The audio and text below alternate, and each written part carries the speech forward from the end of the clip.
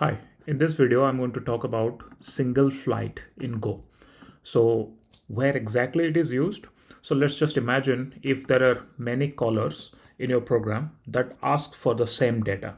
So for example, the program may ask, give me the user number 42. And there might be many Go routines who ask the same data at the same time. So, and let's say if the data isn't cached yet, so they all rush to the backend, which might make the backend really slow. Okay, so there might be a possibility, there might be a scenario where there is a burst of identical work, and that can actually hammer the backend and increase the latency if the backend processes all the calls one at a time, and it will just be an unnecessary wastage of CPU and networking. So what does a naive program do? So what a naive program may do is it will check the cache, and if there is a miss on the cache, then each of those go routines will independently call the slow backend.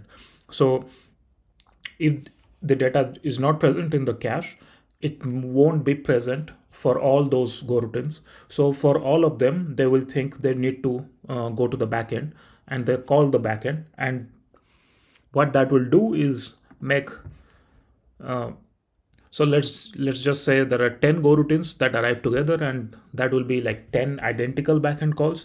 And if the backend is serialized or rate limited, then eventually we will have 10x latency. And even if the backend allows parallelism, then you're still burning resources doing the same work like 10 times. Okay, so let me show you first the naive program. So this is the naive program. So here is the cache struct, which stores the data. And this is representative, the data source is representative of backend. And it has a mutex that basically serializes the work.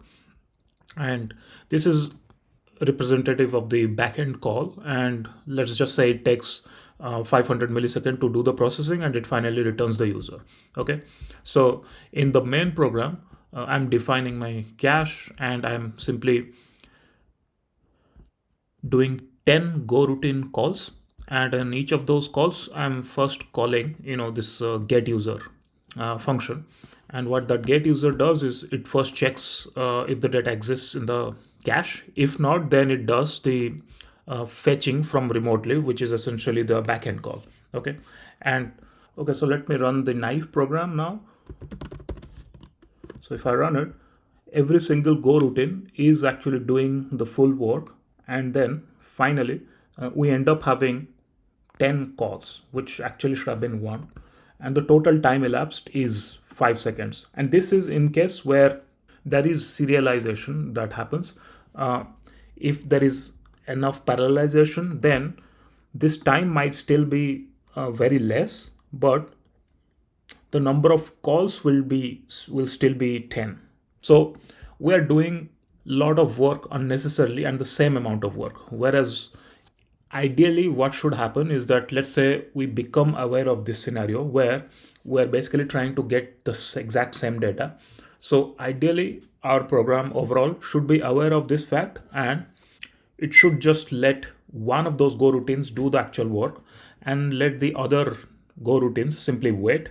And then finally, once that one go routine actually fetches the data, then all other go routines should be able to share it. In that scenario, the actual work is done by only one go routine, but the result is shared across all go routine, and each of those go routines may require the same data for various other purposes. So this is the performance optimization which we are worried about. Okay, so based on what I said, what SingleFlight actually does is SingleFlight.group that gives you a one in-flight operation per key. Okay, so when multiple go routines request the same key, so in our example, let's say we want to get the user number 42 concurrently, then the first go routine becomes the leader and performs the fetch once. So the leader go routine actually does the work, and the other go routines simply wait instead of calling the backend. And then once the leader finishes, all the waiting go routines receive the same result. Okay, so what happens in that case is we go from n number of calls to just one call, and the latency is much better and it is much more stable as a program. So this is the code with SingleFlight.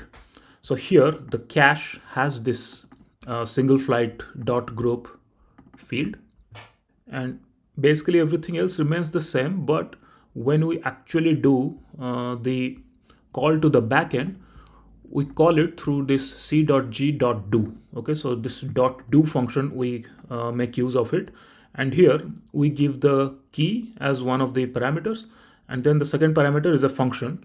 That function, inside that function, you do the actual work. In this case, it's actually fetching the user. So as I mentioned before, one in-flight operation per key. So for this ID, it's only once this function will get executed. And if there are various other goroutines which come, they will be aware of this fact and they will simply wait for the result. Okay. And once this goroutine gives the result, then all other goroutines will get that same result.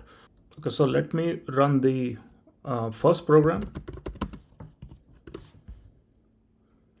So as you can see, it is happening one at a time, and they are all basically getting the same result. And overall, it takes like 5 seconds.